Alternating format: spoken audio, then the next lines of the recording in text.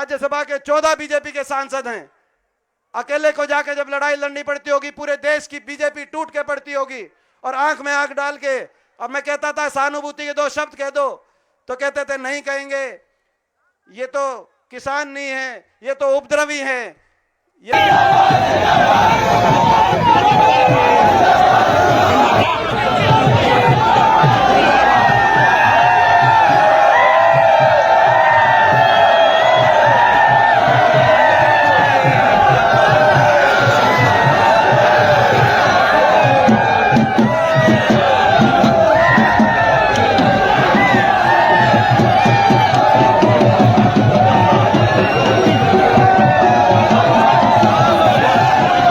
और उस समय अच्छे दिनों का नारा बीजेपी लेके आई, लोगों ने विश्वास किया, कहा कि शायद कुछ अच्छा हो। लेकिन आज 9.5 साल के बाद हम ये सवाल पूछते हैं इस सरकार से, खट्टर साहब से, कि क्या हुआ कि जो हरियाणा विकास में नंबर 1 था, 9.5 साल के बाद विकास की पट्टी से उतर गया, आज बेरोजगारी में नंबर 1 हरियाणा बना दिया खट्टर साहब आपने।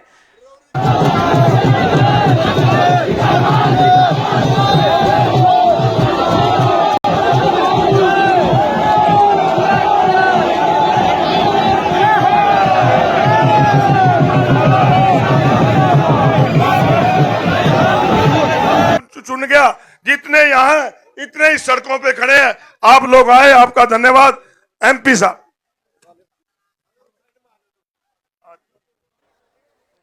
और आपको बहुत बहुत मुबारकबाद देता हूं। ये सर्दी के महीने में मेरे ख्याल आज रिकॉर्ड सर्दी का दिन है, मगर रिकॉर्ड सर्दी के दिन में बड़ौदा हल्के ने रिकॉर्ड का बनाने का काम किया है, इतनी बड़ी। और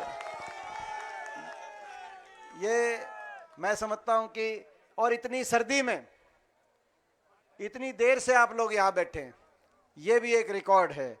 ये आपकी भावना, ये आपकी जो भावना यहां बैठ के, जो आपकी भावना से हमें जो ऊर्जा मिली है, जो हमें हौसला मिला है, वो आपकी वो भावना और आपके दिया हुआ वो हौसला रंग लेके आएगा, हरियाणा में बदलाव लेके आएगा, आपकी सरकार लेके आएगा।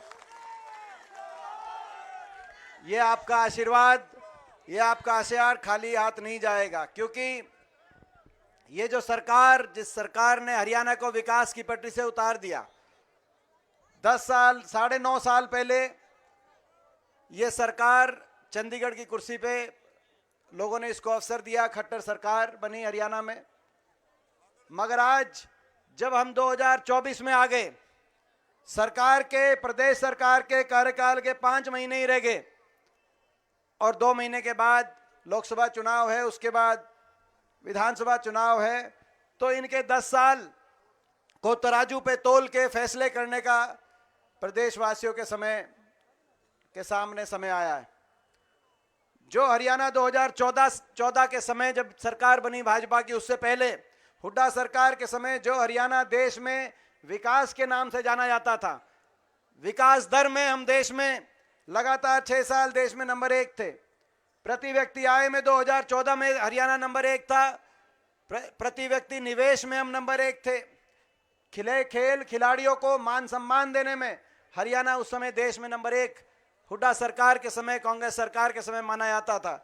किसान के हकों के चाहे फैसलों की बात हो, चाहे किसान के 1600 करोड़ के बिजली के बिलों की माफी की बात हो, कोऑपरेटिव के किसान के कर्जे की माफी की बात हो, देश में सर्वाधिक किसान को उसकी जिनस का भाव दिलाने की बात हो, 10 साल तक कोई किसान आंदोलन नहीं हुआ, ये देश के और प्रदेश के इतिहास में वो 10 साल लिखे जाएंगे। चाहे गरीब कल्याण की बात हो, जो कांग्रेस की सरकार थी देश में, कांग्रेस की सरकार, हुड्डा की सरकार का देश में, चाहे वो 100-100 गज के प्लॉट, 4 लाख परिवारों को 100-100 गज के प्लॉट, जो एससी वर्ग के हमारे भाई हैं और उसमें बैकवर्ड समाज के भी भाई हैं और बीपीएल 36 बिरादरी के, चाहे 20 लाख बच्चों को स्कूल के अंदर वजीफे की बात हो, चाहे इंदिरा आवास योजना से 2.5 लाख परिवारों को मकान उस समय आए हों, चाहे देश में सर्वाधिक पेंशन उस समय देश में रही हो, चाहे गरीब कल्याण की बात हो, चाहे आपसी भाईचारे की बात हो, 10 साल सरकार रही, कहीं भाईचारे पे खरोच भी नहीं आई, 36 बिरादरी, सारे धर्म आपस में मिलकर हरियाणा खुशहाली की तरफ गया।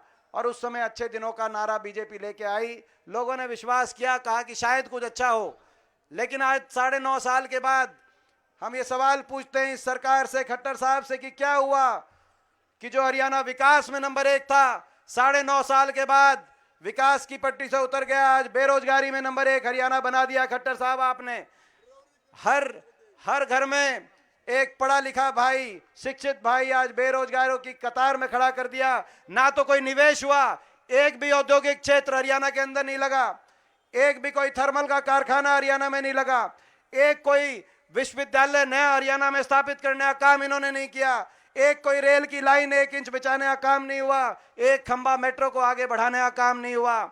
ना निवेश हुआ, ना प्राइवेट के अंदर नौकरी, और ना सरकारी नौकरी। सरकारी नौकरी या तो समाप्त कर दी गई, 2 लाख पद समाप्त हो गए, और जो बची वो या तो वो भर्ती घोटालों की भेंट चढ़ गई। 5 साल तक भर्तियां निकालते नहीं है, जो निकालते हैं उनमें बाहर के बच्चे ज्यादा भर्ती हरियाणा में होते हैं। हरियाणा वालों को तो बाहर कहीं मौका मिल नहीं रहा। एक के बाद एक लिस्ट आई, एसडीओ की लिस्ट आई, 80 में से 78 बाहर के एसडीओ इलेक्ट्रिकल की लिस्ट में, 99 में से 77 बाहर के। इस साल अभी असिस्टेंट प्रोफेसर इलेक्ट्रिकल की लिस्ट आई, उसमें 156 में से 103 बाहर के। ब्लॉक डेवलपमेंट पंचायत अफसर की अभी 7 पंचायत अफसर लगाए। पंचायतों में काम बाहर से, कोई दक्षिण से, कोई कहीं से। 7 में से 5 बाहर के, केवल 2 हरियाणा के बच्चों को मौका मिला।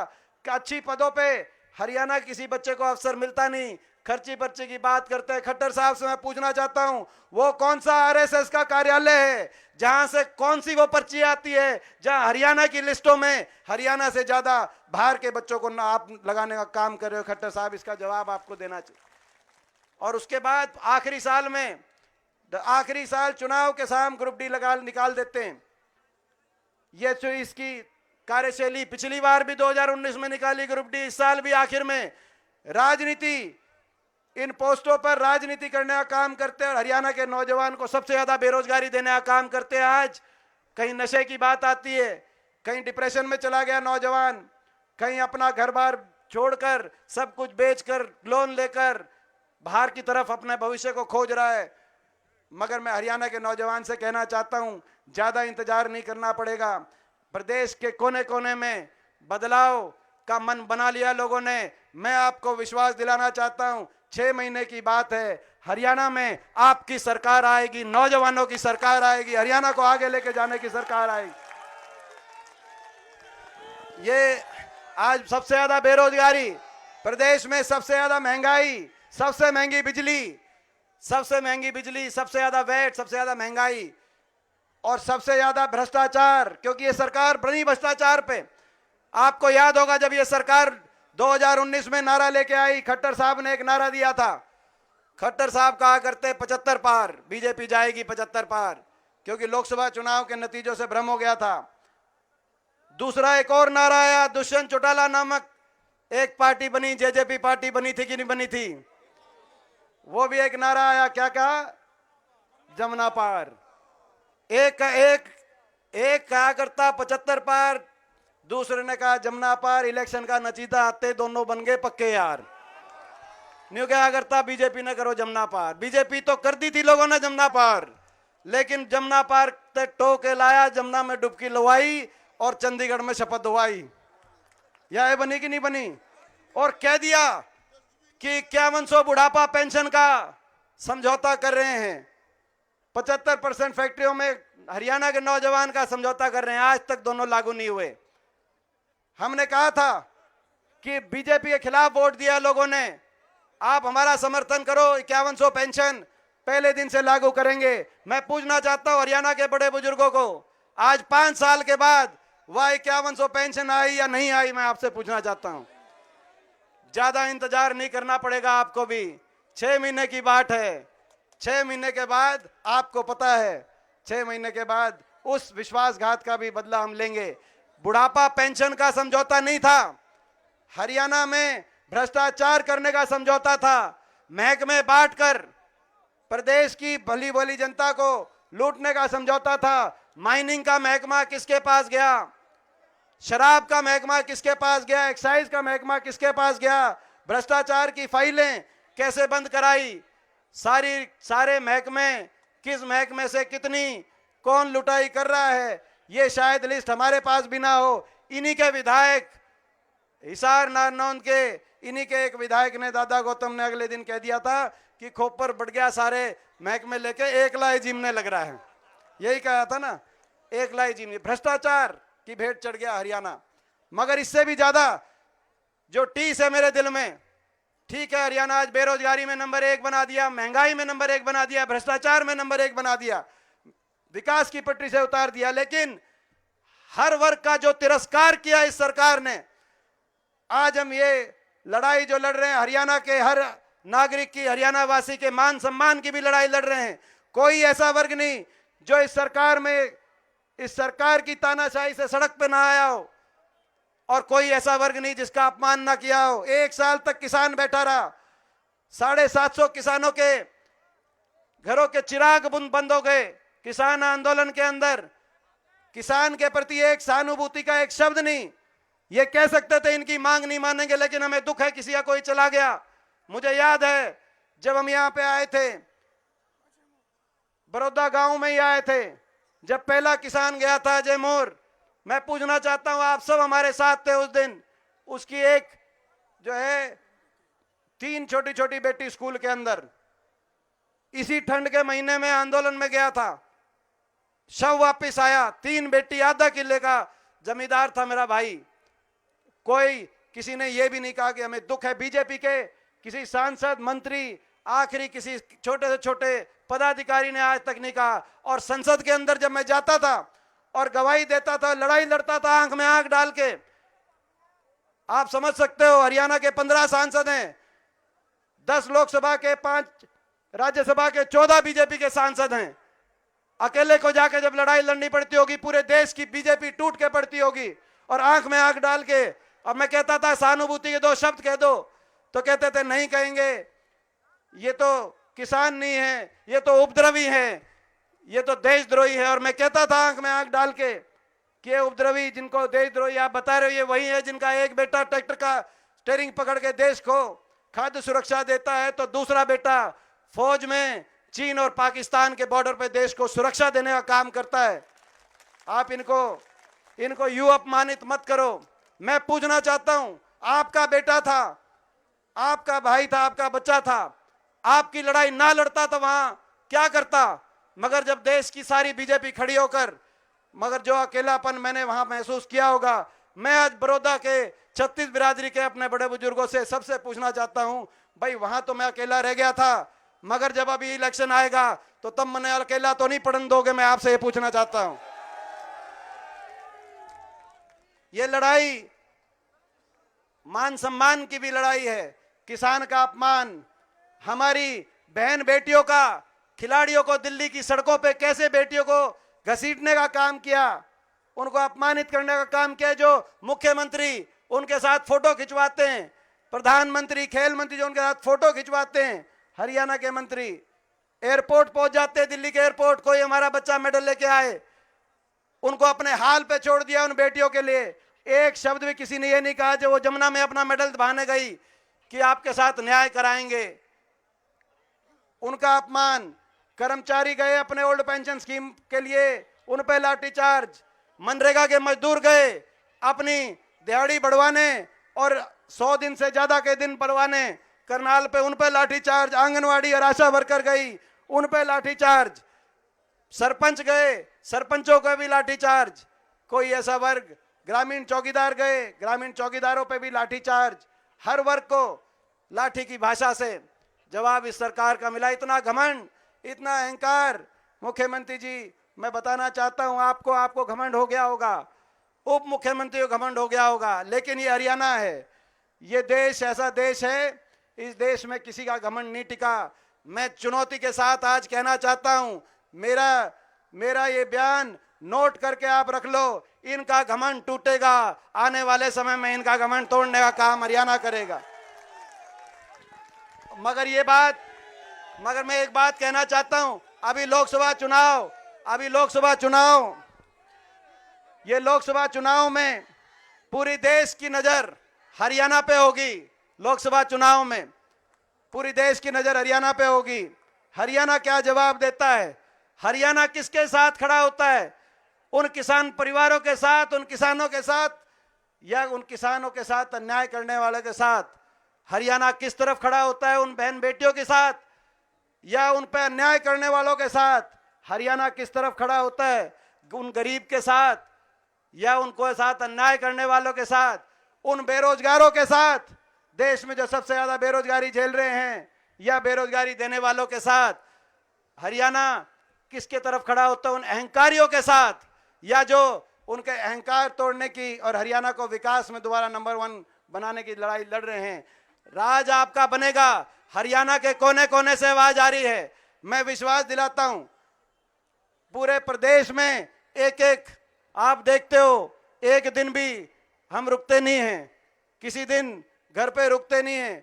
10 साल हो गए लगातार लड़ाई लड़ रहे हैं, ना घर देखा ना परिवार देखा, लड़ाई लड़ रहे हैं, मान सम्मान की लड़ाई लड़ रहे हैं, हरियाणा को दोबारा से विकास की तरफ लेके जाने की लड़ाई लड़ रहे हैं। आप भी साथ उस लड़ाई में बहुत हौसला देते हो, लगते हो। मैं ये कहना चाहता हूं, मगर ये जो अग्नि परीक्षा लोकसभा चुनाव की आएगी, इसमें जितना भाई एक के पास मैं जाऊंगा तो 10 के पास आपको भी जाना पड़ेगा। मैं ये पूछने आया हूं आज बड़ौदा हल्के से। इसमें लड़ाई मिलजुल के लड़नी पड़ेगी। ये चक्रव्यूह रचेंगे, ये चक्रव्यूह रचेंगे हरियाणा की तरफ। पूरे देश की नजर होगी। पिछली बार रोहतक में आपने देखा था, सोनीपत में आपने देखा था, रोकने के लिए साम दाम दंड भेद सरकारी हर मशीनरी का दुरुपयोग कि दोबारा से किस तरीके से रोकें। इस बार भी बीजेपी के सारे सांसद जब मैं जाता हूं पार्लियामेंट के अंदर खुल के कहते हैं हमने प्लान बना लिया है, देश में सबसे ज्यादा तेरे को निशाने पे हमारी पार्टी लेगी। और मैं कहता हूं आप ले लो मेरे को निशाने पे, मुझे कोई परवाह नहीं। मेरे साथ 36 बिरादरी का मेरा भाईचारा, मेरा परिवार है, आप निशाने पे ले लो। तो ये तो भाई मैं आपसे पूछना चाहता हूं, इस चुनाव में मैं हुड्डा साहब को पूरे हल्के की तरफ से, भाई ये पूरे अपने हल्के की तरफ से, आप सबकी तरफ से हुड्डा साहब को ये आश्वासन हम दिला दें भाई कि भाई आप ये लड़ाई में आप पूरे हरियाणा में आपको जाना है। ये 6 महीने देखो एक बात कह के गए थे, आप समझना, छोटी बात को ज्यादा समझना। चौधरी छोटू राम ने एक बात कही थी, चर्चा तेरी बर्बादी की, चर्चा तेरी बर्बादी की लिखी आसमानों पे, चर्चा तेरी बर्बादी की लिखी आसमानों पे, नहीं समझेगा तो मिट जाएगा, दास्तां भी नहीं पाओगी दास्तानों में। मैं आज आपको कह रहा हूं ये जो चुनाव है, ये चुनाव हरियाणा के भविष्य को बचाने का चुनाव है। इस चुनाव में सबको मिलकर लड़ना, आज माहौल आपका बन गया। पूरे प्रदेश में सबको पता है बदलाव होगा, लेकिन घर में यहां घर से जो ताकत मिलेगी और जो काम बांट के चलेंगे तो इस रास्ते पे हम आगे पहुंचेंगे। तो मैं आपसे पूछना चाहता, 6 महीने के लिए हुड्डा साहब को पूरे हल्के की तरफ से ये विश्वास दिला दें कि भाई आप यहाँ पे आओगे नहीं आओगे, किसी की कोई हाजिरी लगेगी नहीं लगेगी, आपकी हाजिरी हम लगाएंगे, आपकी लड़ाई हम लड़ेंगे, जहां आप कब कहोगे वहां पहुंचेंगे। भाई एक बार हाथ उठा के बताओ अगर ये प्रस्ताव। बहुत बहुत इस आशीर्वाद के लिए आपका धन्यवाद। जय हिंद, जय राम जी की।